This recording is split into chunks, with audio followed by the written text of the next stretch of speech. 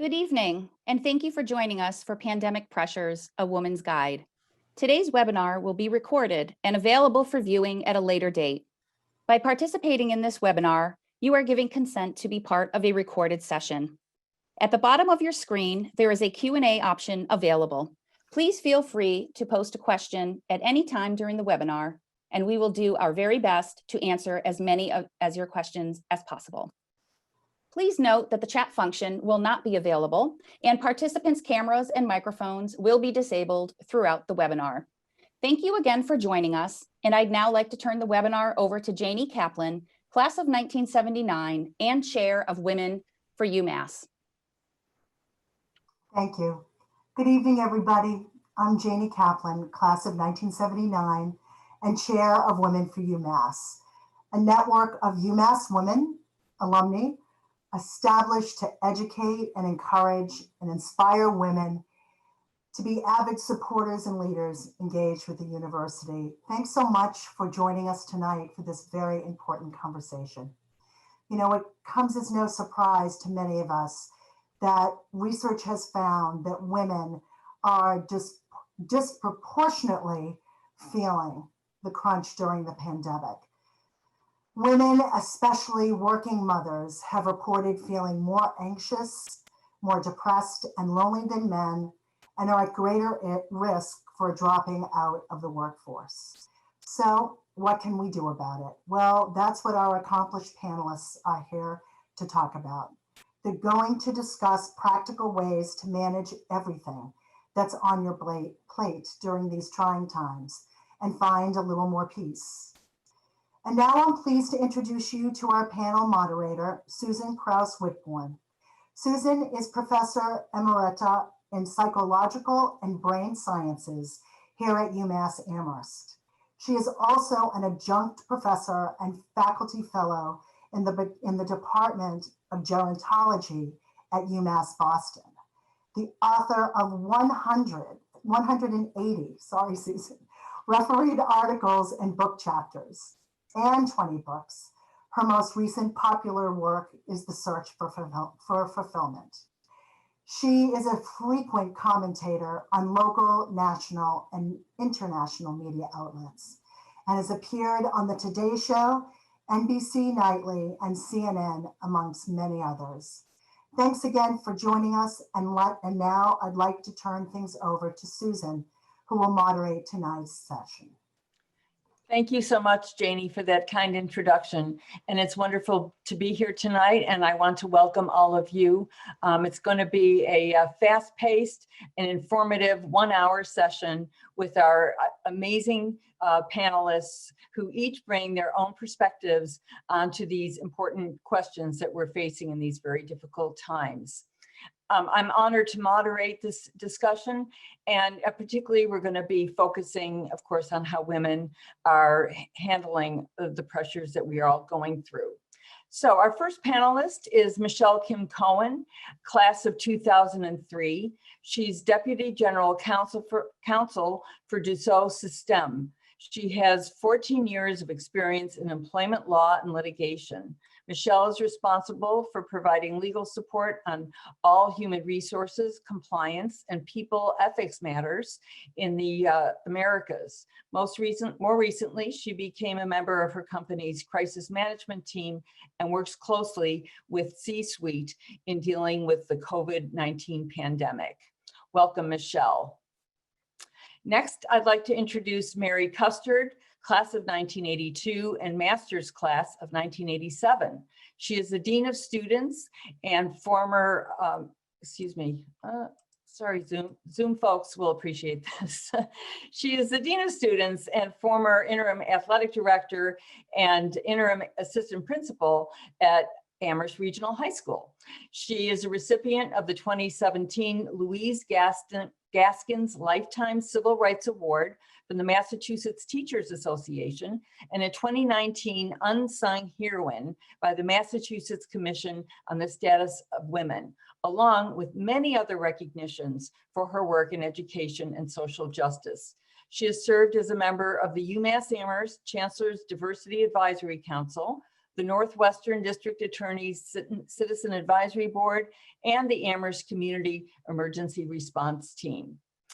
And our third panelist, Stacy Shipman, class of 1995 and master's class of 1998, is the founder of Engage the Room, which provides unconventional public speaking and leadership development. For more than, excuse me a minute, sorry, Stacy, I have to get to your number of years here. For more than 20 years, she has helped professionals feel more natural speaking, networking, and facilitating. Stacy was named a 40 under 40 emerging leader by the South Shore Stars in 2011, and she has been quoted in the Boston Globe, Toastmasters Magazine, Boston Magazine, and other national and local media. So as our guests can see, we do have a very esteemed panel with a great deal of wisdom that they are very eager to share with you tonight. So we will begin our evening session with one question for each of our panelists. They will have 5 minutes to provide their response. And then after that, I'll have a few remarks, and then we're going to throw it open to questions both from the members of our session tonight and also some pre-selected questions. So Michelle, we'll begin with you. Can you share with us some ways that women are protected in the workplace during COVID-19 and how human resources departments are adapting to the unique needs of some women juggling work and family responsibilities at home? Thanks, Susan. So as a background, right, we have federal and state laws in the US that have protected women in the workplace for decades. These relate to gender discrimination, to equal pay, and equal rights. What has come out during this COVID pandemic, as Janie referred to, is the disproportionate burden that women often carry, particularly in heterosexual families, as a caregiver, whether it's for children or for elders or other family members. And these laws don't really touch upon that. There's some federal laws that have been recently enacted and state laws that have been recently enacted that are specific to COVID. And they deal with what happens in a quarantine, you're unable to work, or if you're sick, or if your child's school is closed. And those are gender neutral. They apply to anyone that, may be impacted by COVID. But what we're seeing is that as people are working remotely long-term, if they can, and they have to balance caring for their family, managing a household, maybe now, being an unofficial tutor or, remote school teacher, that this burden is disproportionately affecting women. So human resources departments are really looking at this issue to determine what can we do to support women, whether it's providing more flexibility in work schedules, adjusting objectives, providing some flexibility if some positions require coming into a physical space, flexibility in when they come in, how often. Some companies are enacting times that are sort of block up times, early morning, late evening, that coincide with meal times for families, understanding that some employees cannot work during those hours because they have other obligations at home. I think that the overwhelming response from many employers has really been seeing how women are really leaving the workforce. Because of COVID. It's disproportionately affecting women and women of color. And in order to retain this talent, there's a quick realization that employers and HR departments are really going to have to be flexible and to have open discussions with their management and with their employees in order to be able to sustain this workforce. I think that this is sort of something that as the pandemic continues on in time, we're recognizing that just providing flexibility in words is not enough, and that we're really going to have to provide emotional support, again, flexible support, and be creative in how we can support our women and support all of our employees who may be caregivers, who may be impacted by COVID. Thanks, Susan. Okay. Next, we have a question for Mary. Mary, what are some of the challenges and changes in education with remote, hybrid, and in-person models? And do you have any advice for caregivers of students and school teachers on setting realistic expectations to make it through the school year? Thanks, Susan. First, I want to thank my teacher family who has given me their insights and experiences to answer this question. So thank you, Salome, Nelza, Mary F., Karen D., Liz, Alyssa, and Kenny. I really appreciate it.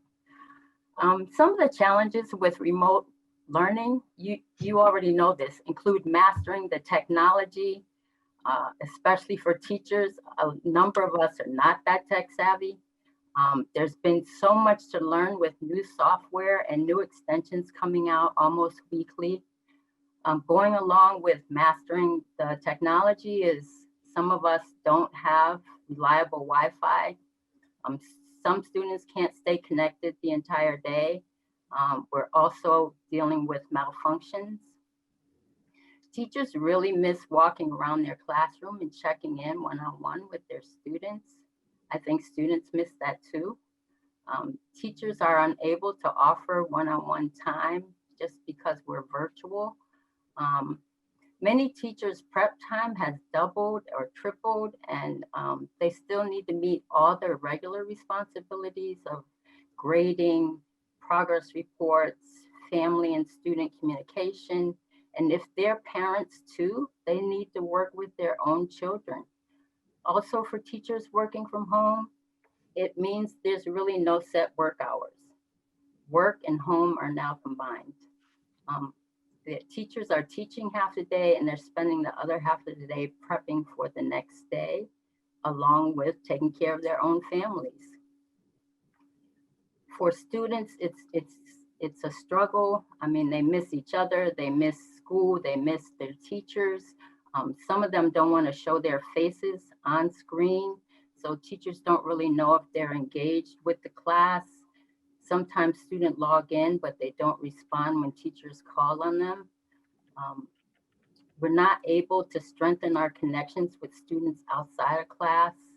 A lot of the extracurriculars are not virtual. We're just not having them. Screen time is both a burden and a gift. Virtual learning makes for a long day though. Student absenteeism and tardiness is becoming a problem, especially for morning classes and returning after lunch. We know that school is a safe place for a lot of our students, and now that they don't have school, we're really worried about some of them. We're all feeling isolated, and Google Meet and Zoom can't take the place of in-person instruction and connection. And for students and families of educators and educators of color, we are also bearing the weight of political and election anxiety, along with the anxiety and harm caused by racism.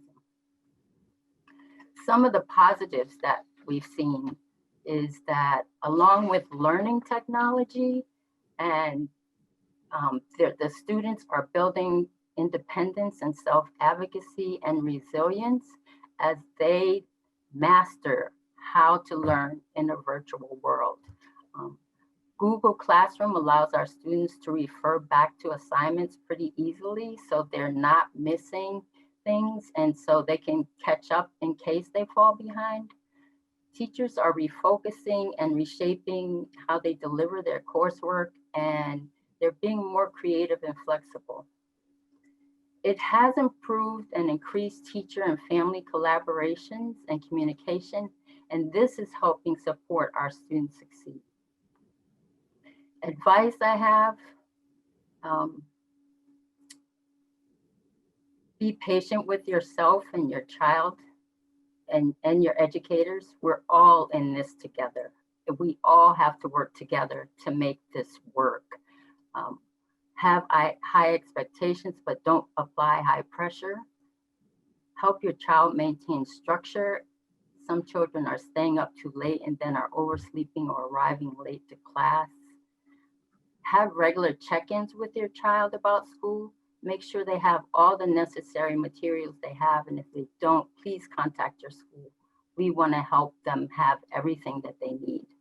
If there's something going on that's impacting your child, please let us know so that we can support you. Our district uses Power School, so both students and parents can check and see what students are doing and what they're missing and what they're doing good at. Make sure that both students, parents, and educators have screen breaks. Get away from the screen. Stop being virtual for a little bit. And it's important to celebrate and recognize successes and achievement. We don't have a lot to celebrate right now because of the pandemic, so please celebrate whatever you can and be positive and smile. Thank you. Thank you, Mary. Those were very insightful observations and suggestions. And now we'll turn questioning over to Stacy. Stacy, how can women empower themselves during a pandemic and communicate effectively to their employer about work-life balance? Thank you, Susan, and thank you, UMass, for pulling this panel together. There are, I guess, 3 A's that I want you to remember from the next 5 minutes. The first A is acknowledge, the second one is ask, and the third one is act. And I'll explain a little bit about what I mean by that. When the pandemic started back in March, I think it hit everybody pretty quickly, the way we were working one day or in school one day and then at home the next. And it was very unexpected. For me personally, I had been at a networking event 2 days before, shoulder to shoulder with a woman who had a dry cough and a cold, and that we're all wondering what's happening. But it brought me to my knees because I own my own business and I lost all the business that I had scheduled for the coming months. And it really threw me into a place of a little bit of panic, I guess, but also questioning. But in order for me to get through those 3 A's, I had to at first acknowledge how I was feeling. And I think that one of the ways that women can empower themselves, at least it always works for me, is to not ignore what's happening around us, but to acknowledge what is happening around us, and then to be aware of how that's impacting us. For me, I had to acknowledge that this absolutely stinks. Losing my business stinks. Being home all the time on Zoom meetings is exhausting. And not having the energy, as Mary already said, of that in-person interaction, for a lot of people it's critical to have that. So I personally had to acknowledge that this was really not good. This was not fun. This was not happy. And I would talk to other people and they'd say, how you doing? And I'm like, this really stinks. And then I could see them kind of relax into that. So by naming it and being able to say what you're really feeling, expressing what you're feeling to either a journal or an audio, videotape yourself, or to a trusted friend or family member, I think is so, so important as we think about what's happening now and even into the future. So be aware and acknowledge what's going on. After I allowed myself time to be in that kind of painful place, I started to question, is my business relevant? Are my beliefs still relevant? How can I exist with those beliefs which are around human connection and in-person interaction? And can this work in a virtual, 100% virtual world? And that's where ask comes in. I think a second way we can empower ourselves is to be curious. Is what we knew to be true still true, and what is still true? And by digging deep into that for myself, I realized the connection is still at the heart of what I believe and what I do. And then that led me to ask, how do we do this online? And I heard both Michelle and Mary talk about flexibility in different ways. And part of this curiosity is, in fact, being flexible in our thought. And then the final A, act, and taking action. So once you have the awareness and you've felt the pain and you've asked all the questions, it becomes, what am I going to do? Where do I go from here? And for me, that meant reaching out for some help to rebrand my business. It meant reaching out online and having more Zoom meetings to stay connected to people, but also starting to meet one-to-one, to go for walks at local parks with friends and colleagues that were nearby who were comfortable doing that. And really taking some different and new and sometimes scary, unknown action that was very different than what I had anticipated pre-COVID. So the awareness first, I think, is the first step. And, I've talked to people over the last 7 months, and when I talk about that, they say, you made me realize it's okay to not feel okay. And we live in a society that always wants us to be happy and positive. And my experience has been acknowledge first, ask questions to figure out where you need to go, and then take that action, reach out for help, go for those walks, stay connected to people. And then you're able to have a better picture of what you do need to communicate to other people, to your employer, to people at home, to friends and colleagues, business associates. We're talking to people all the time. And until you have those other pieces, it's unclear what needs to be communicated. And then the final piece on the communication is to always think too about the other person. So who are you talking to, and how is what you're saying also going to benefit them? So aware, ask, and act would be my 3 keys to feeling more empowered during this pandemic pressure, but anytime you feel under pressure, really. Thank you so much, Stacy, and thank you, Michelle and Mary. Those were really all 3 have provided perspectives that are so important to help us understand what we're going through and how to get through however long this is going to be. As a psychologist, my interest is in stress and mental health, and there's been no time like the present that has been as stressful and hard on people's mental health. In psychology, when we study, I study development, you look at historical events and their impact on people, and we always have history going on, but never has there been in our lifetimes history like this. And so our lives are being permanently altered. There's absolutely no denying that. So what do we do about that? As Stacy just said, we acknowledge that this is a stressful time. And I do think that that's important, staying in touch with that reality. But there's also the reality that we create in our mind. And stress, it's been said, is in the mind of the beholder. And what you perceive as stressful, someone else sees as a challenge. And this is definitely a time of threat to life, actual people's living, their health, and their livelihoods. Yet somehow people manage to form ways of coping, and we all find ways to cope. And it seems to be a part of the natural human condition to cope, to adapt. And the way we do that is through our definition of what's happening to us, and not to minimize anything that anybody is experiencing. But if you can turn a threat to a challenge, you've taken a big step towards improving your mental health by reducing your stress. And, we all know people who have done really amazing things, and as bogged down as we get in the news stories and the numbers, it's also really helpful to look at those stories of inspiration. And those stories of inspiration may be in your very own home, or your relatives, or those infinite Zoom meetings and FaceTimes that everybody is doing.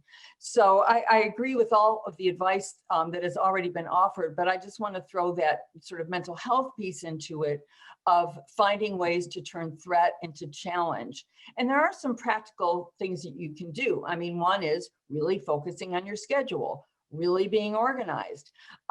We heard about flex time and what's allowed and what's not allowed in terms of what you can ask for from your employer. But there are times when you need to turn off your brain and take a break, even if it's a greenery break, even if you can't actually get outside, but also to just let your eyes, it's a break from screen time, but it's also just looking out at the beautiful colors of the fall wherever you're living, or just having a chance to take a break. And then I think the third thing that you can do, and when it comes to coping, there's no one best way to cope. you can go into your own sort of ideas about pretending this isn't happening, which is pretty hard to do. But sometimes maybe it is best to just feel there's nothing that you can change. So but you can change your thoughts and you can change your focus. But there are also problems that you can address with your actions. And some of these can tap into, Mary talked about creativity and collaboration and being creative. It's horrible that everybody's wearing masks and having to do all these things. But is there a way to take even those awful things that you're going through and turn them into creative enterprises? People are sewing masks and they're distributing to healthcare workers. They're making funny masks, they're making expressive masks. They're making masks that have a political message. But that is a way to channel some of your anxiety into what is really very productive activity. So with that, we're going to hear some more questions, but again, to thank the panelists for your amazing suggestions. And we are all looking forward to hearing your answers to our next set of questions. So these were questions that people submitted prior to tonight. And as I like to say to my class, well, you asked a question in a discussion, so I hope you're here today in class. Zoom class, of course, to be able to hear what our answers are. So the first question is a question really for everybody, and whoever wants to go first, feel free. But what are some self-care tips and routines that have helped you have alone time during the pandemic? So you can get a little bit personal here if you like. So I don't know who would like to begin. Well, Michelle, we haven't heard from you in a while, so why don't you start this one off? Sure. For me, I am notoriously a morning person, and I find that can be a bit of my only alone time. I have a young 4-year-old son who is also an early riser. So oftentimes I find that when I get myself up early before the sun rises and I squeeze in that workout in the morning, I hit the treadmill and, I put on one of my shows. I'm binge watching The Americans right now while I'm on the treadmill. And that gives me a little bit of time to myself. And honestly, to not think, not that I'm pretending that the pandemic isn't there, but just to think about something else for 45 minutes and have that time be for myself. The other thing is my dog, as I lovingly call him, my first son, has been very much enjoying the pandemic because he goes on multiple walks a day, because that has been the way that my husband and I both tried to get some alone time, is taking the dog out for a walk. Just 20 minutes just to get a fresh, some fresh air, regroup and kind of go back into tackling whatever it is that's in front of us, whether it's family, work, both at the same time. I find that moving my body and getting some fresh air has been really helpful for me. Thank you. Stacy, would you like to take it next? Sure. I do a lot of yoga and meditation. So I have the office where I work upstairs in the house is also my yoga room. So I have my mat out on the floor all the time so that when I need it, I can go there, even if it's for 5 or 10 minutes. It's not always, this hour-long session, but those two practices have been really important for me to stay grounded and calm and peaceful during this time. And honestly, teaching my husband how to cook has also been a big help, and just showing him, all the ingredients are in the fridge and I don't feel like cooking tonight, but everything is in there. So go for it. That's also been a fun and helpful thing for me to do, because at the beginning of this, I felt like I was in the kitchen all the time. And then the last thing is just getting outside, even if it's a walk around the block. We don't have dogs, we have cats, and I wish I could put them on a leash, but I can't. But just getting outside and the fresh air, and it's been warm, so we can still comfortably be outside. That has also just made a pandemic where we've spent so much time at home feel more expansive and a little bit more freeing. So those have been some of the top tools for me to manage. Thank you, Stacy. Mary, what would you like to say about your own self-care routines? Just to copy some of the things they said, I've been exploring new trails that I've never been on in my many years in this community. So I've found new places. On weekends, I actually have been taking long drives into Western Mass and going into the Berkshires and finding waterfalls and taking pictures. I like to take pictures. So that's how I find self-care, alone time, and enjoy myself. Great. Well, I'll share something I referred to earlier about face masks. Okay, I've become a pro at making funky face masks, just saying. So almost immediately, as soon as this happened, I tried to get fabric from anywhere. I actually cut up one of my husband's old robes because you couldn't get fabric, you couldn't get elastic, you couldn't get anything. And I just started being creative with face masks.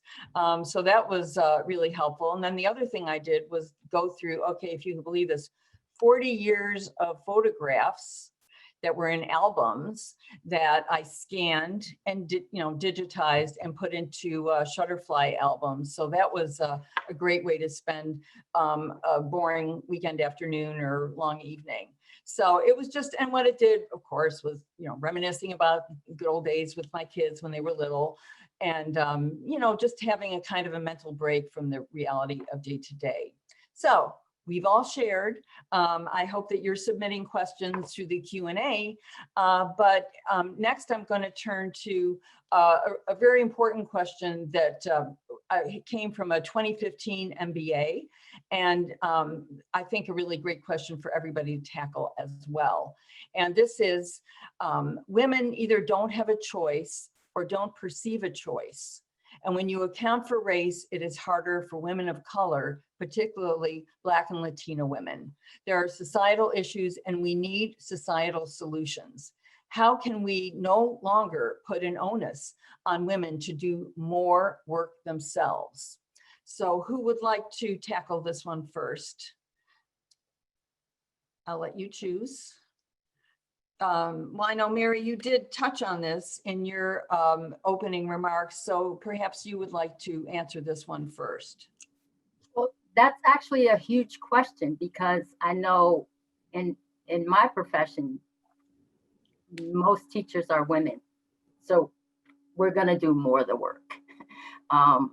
And so I think just finding balance, I mean, in some ways where there are too many of us in certain professions, and in other ways, there's not enough of us in certain professions. So how do we balance that out? And it really starts from kindergarten. I mean, education is key, giving young girls the opportunity, the education, the strength, the courage to go into these other professions that are mostly men. I think having a vice president that's a woman and a woman of color now has been amazing for all girls, especially. And so I think that we need to use our voices too, because if we are the majority in any profession, then somebody needs to listen. The higher ups need to listen. We're there, we're doing the work, and we should have a voice in what's going on. And so, we have to hold each other up and use our voices. Mary, just to jump on to what you were saying, one of the things that I often talk about when we talk about diversity, right, and inclusion, that's an important topic to me. I'm a woman of color. And one of the things I talk about with employers, diversity inclusion is a nice tagline, but how do we get companies and employers to really care, right? And so I really urge you, again, I don't know that it should be on the onus of women to implement change, but I also think women are change makers, right? And there are great studies out there. The UN Women's Organization has some great statistics out there. Deloitte has some great statistics out there. McKinsey has some great studies that have been done that really demonstrate When we have companies that are diverse and inclusive, that have policies and practices that support women, that support people of color, when we have women and people of color in leadership positions, these companies retain more employees, the employees stay happier, and these companies, at the end of the day, are more profitable. And that's what companies and employers care about. They care about the bottom line. So I think it's really important that when we talk about advocating and asking, yes, of course, we have to have a humane and empathetic perspective of how is this impacting women of color, but also if we don't do right by women and women of color, how will this impact us as a company? How will this impact our bottom line? Okay, thank you. Stacy, your perspective, please. In terms of like the onus on women, as I thought about this question, I struggled with it a little bit, to be honest, because if we don't start the conversation, then is the conversation going to happen? So we do have to do some of the work. In the past, I've been on or moderated panels for companies that were doing, allyship for women, advancing women specifically. And I've interviewed people on my podcast, and a theme comes up that I thought was interesting at the time, because right now I don't work in the corporate environment. I have my own business. So to hear this from them, it was a lot of fear from men about women advancing and what that means, not only for them, but if they were, late in their career, what it means for their children. If they had sons. One woman in particular talked about, she did a talk, a gentleman came up to her afterwards who worked at the company and said, you're talking about all this advancing women, but what does that mean for my son? Because his belief system was still set in that man is the provider, woman is at home. So he had this very traditional look, and he was, teaching that to his son. So this fear, for me, it feels like we have to be able to sit down and hear all the different sides of the story to come up with a solution. And I know that it sounds so simplistic, but after hearing those anecdotes, I think there's more to the conversation. Yes, and one thing I'd like to pick up on in that question was don't have a choice or perceive a choice. And this not only refers to women of color, but women of social class that is not at the college educated or above, which, I mean, this audience is alums.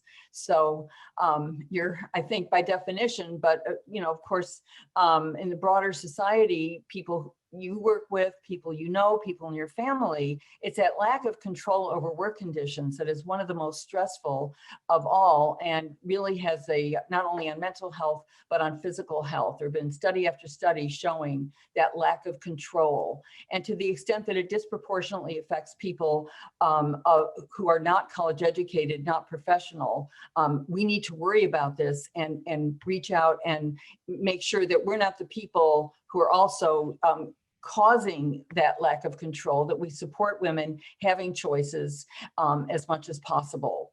But I'd like to address a question that came in from an audience member, and it's to address the frequent comment that life will never go back to what it was.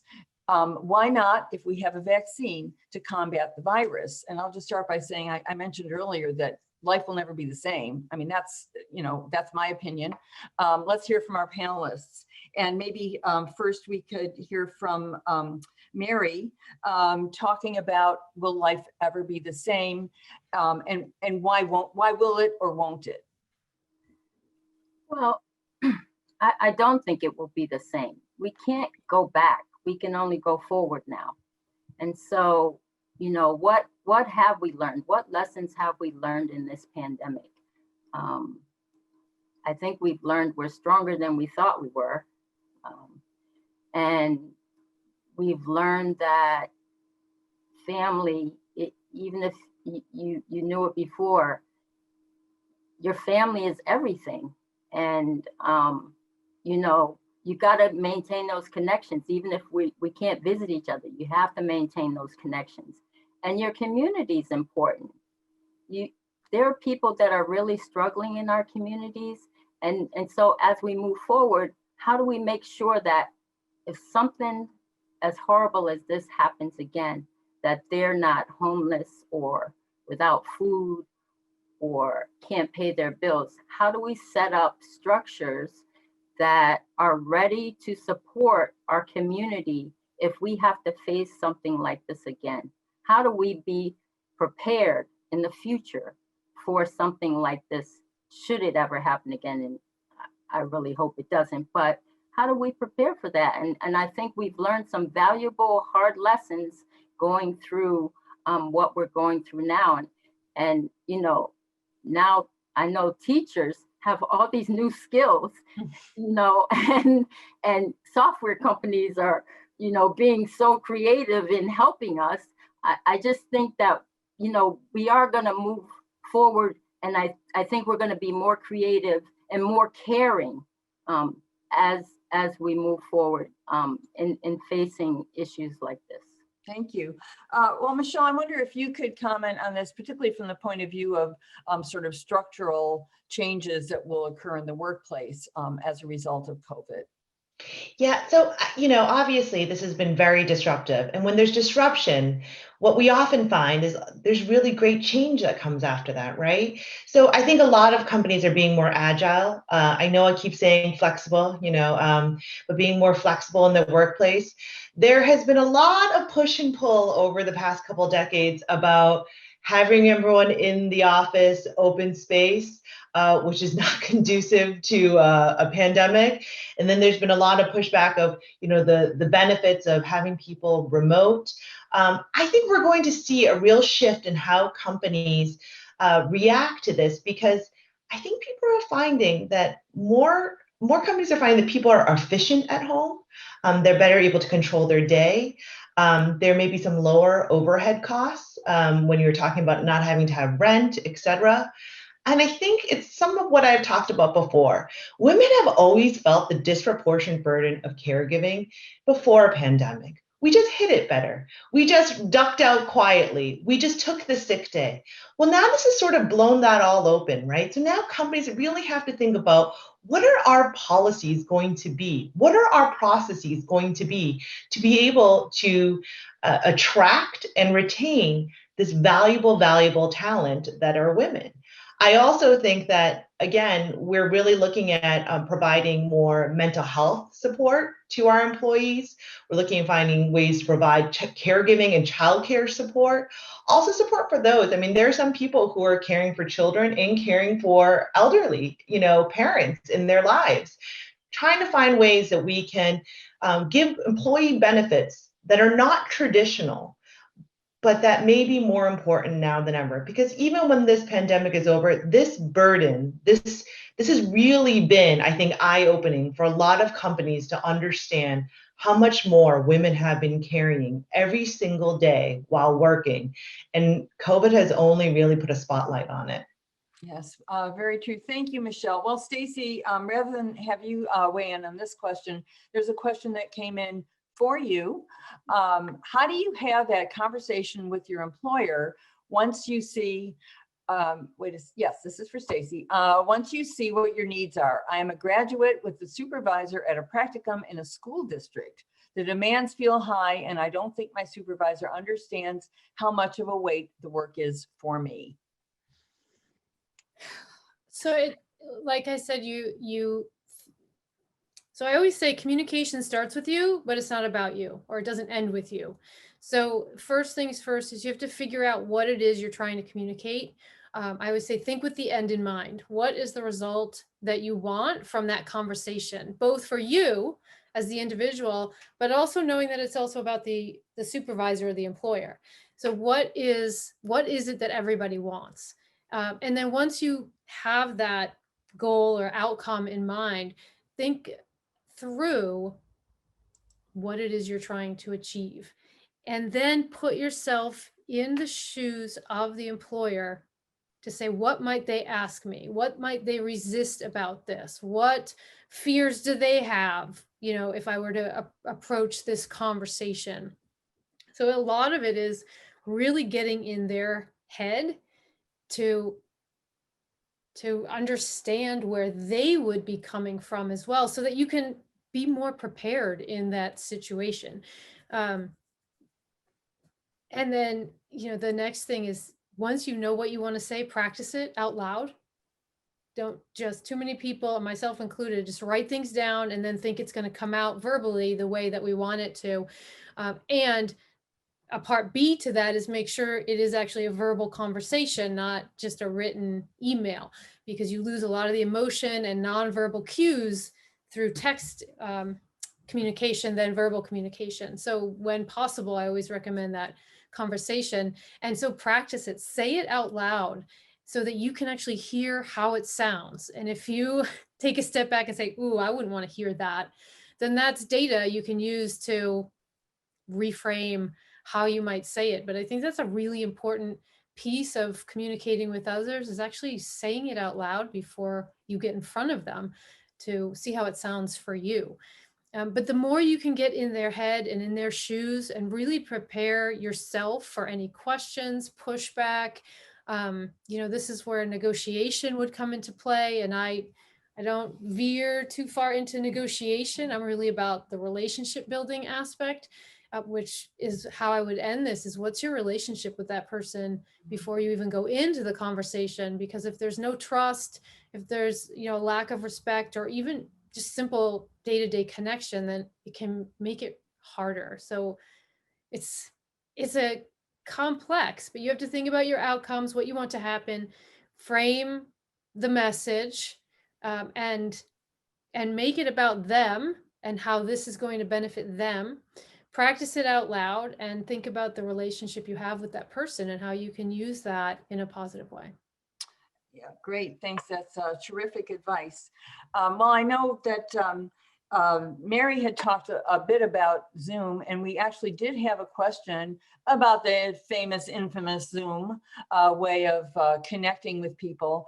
And it certainly does make you know, life interesting. I think one of the self-care acts that everybody is going through now is working on their upper half. Because who cares about the lower half if you're lucky and you're able to work from home on Zoom. But I mean, how do you actually make connections through this framework that we have, where, you know, you can't actually get all the nonverbals? And maybe I could talk a little bit about that as well, because I write a Psych Today blog, and it's about a lot of different things. But lately, of course, I've been tackling COVID, and this was one of the issues that came up in one of my recent blogs, was the research on nonverbal communication. I mean, how do you read nonverbal cues on Zoom? And we just heard from Stacy, you're going to have this conversation with your boss, you know, possibly, potentially over Zoom. And how are you going to figure out what that person is really thinking when you can't see what their bodies are doing? And so there's practical ways to use Zoom. And there are, I'm going to talk about some of those in a second and turn a question over to you about that. But this other way of connecting over Zoom, where you can make it work for you, and maybe even sometimes better, because maybe you were always that person in the back of the meeting room who never got heard, never got seen. Well, now you're going to be seen, as long as you're not in the seventh panel of all the gallery, you know, of everybody else who's on there. So you might even have, oddly enough, some ways of being able to do things you couldn't do before. And certainly with the travel less restrictive now, maybe there are more events that you can go to. And some of those events might be professional networking events. And so we do have a question, I think for Michelle, but I want to bring professional organizing services to companies as an employee benefit. Great idea. Any advice? Michelle, would you like to start that off? Yeah, I think this is probably a really great opportunity. As you can tell, I mean, how many of us even heard of Zoom before the pandemic, right? I mean, you see that a lot of businesses and small businesses in particular are taking the opportunity to be creative and to find ways to approach companies.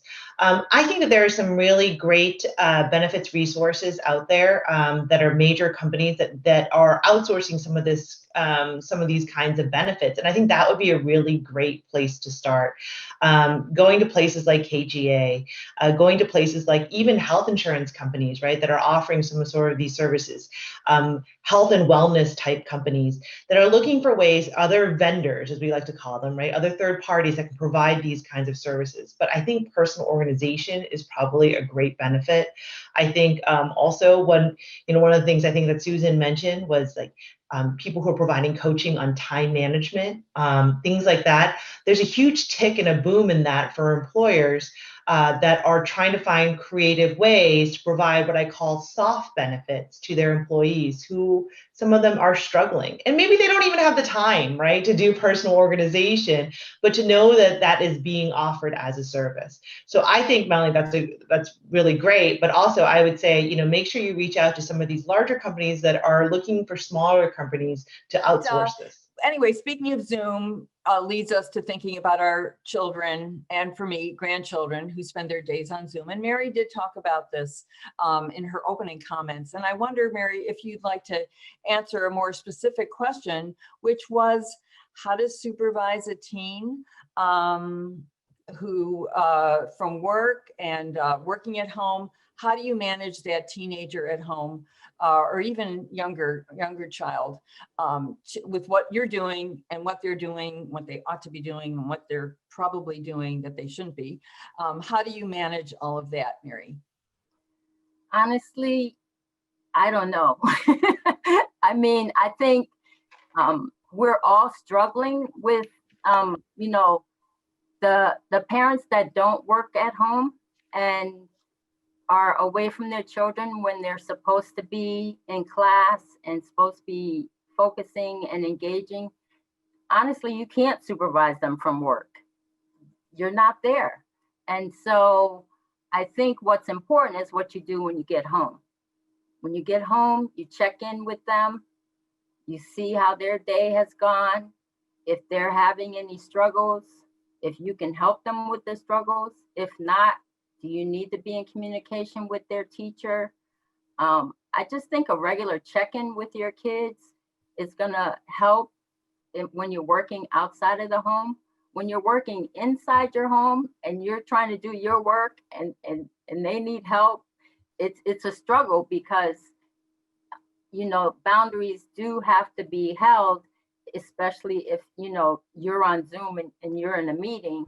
And so I think there needs to be individual workspaces where the student knows that's where they're supposed to be when they're in class, and they know where your workspace is, and they're separate.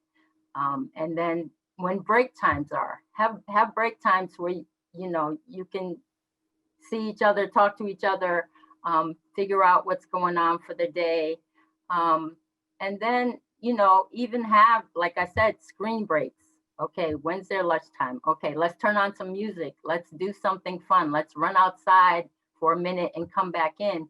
But just if you're home, you get in some ways that's a luxury. It's all this time you haven't had to spend with your children, and it's precious. In other ways, it's a really big headache because you're trying to do the work you're supposed to be doing too. So trying to find that balance, but just make sure your kids know that you care, you're checking in with them, no matter how busy you are, you're checking in, but you can't really supervise them when you're not in the house with them. Yes. Well, and then looking at the other end of the caregiving spectrum, we did have a couple of questions about women who are caring for older parents and relatives on the one hand, and I think we've sort of touched upon that, but I wanted to acknowledge that. But then another question from a graduate from 1976 and 2014 graduate school. I retired, so my social circle, which wasn't big to begin with, has constricted. Travel and volunteering are off the table. Any advice? So let me maybe tackle that one, because I do study aging and retirement, and this has been a major issue for social isolation and mental health in people who are retired. And again, you know, you turn to kind of the old Zoom thing, not only Zoom and connecting with friends and FaceTime with family, but taking on these sort of games like Words with Friends or Candy Crush, or anything that kind of allows you to connect with people who are physically distant from you. And there is, of course, the travel issue and not being able to. And so you can engage in, I guess, vicarious travel, but you know, that's not much fun. You could do what I did, go through your old travel photos, but you can start to plan what will be perhaps your next vacation, or do what Mary said she did, which was drive around and enjoy the beautiful Pioneer Valley.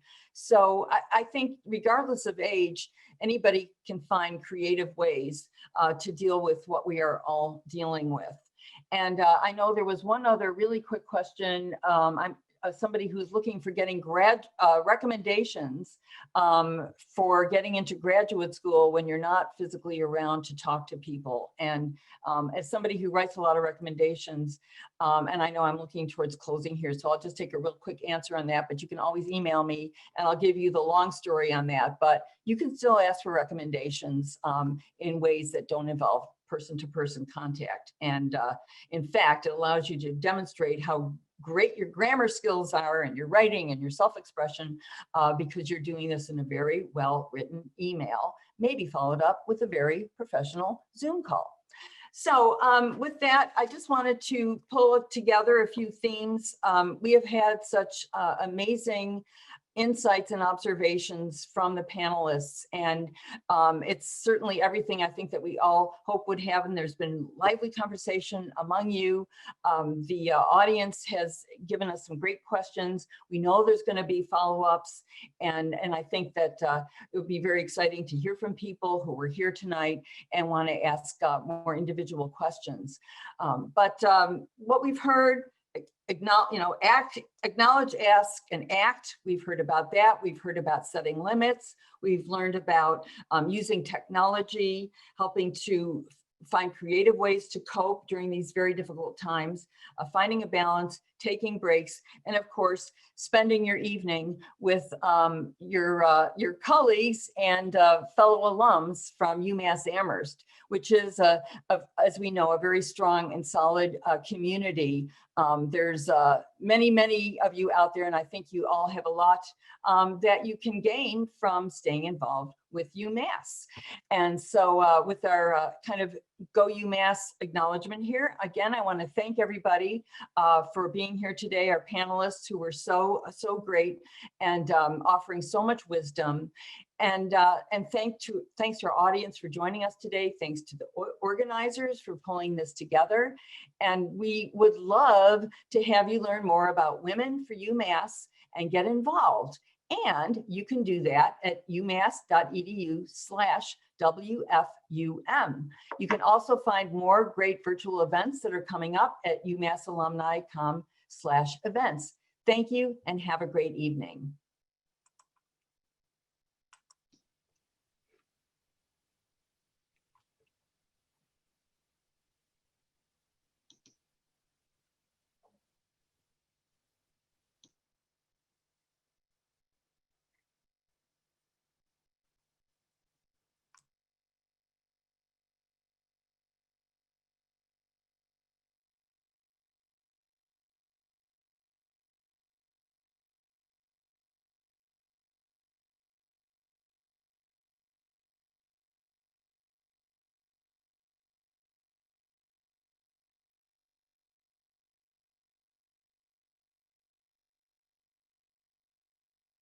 I've just been told we have a few more minutes. So let me put everybody back on, and hopefully you can hear me. I think that we have a screen up, but let's see if we have a couple more minutes for a wrap up. Anybody want to say any other concluding remarks?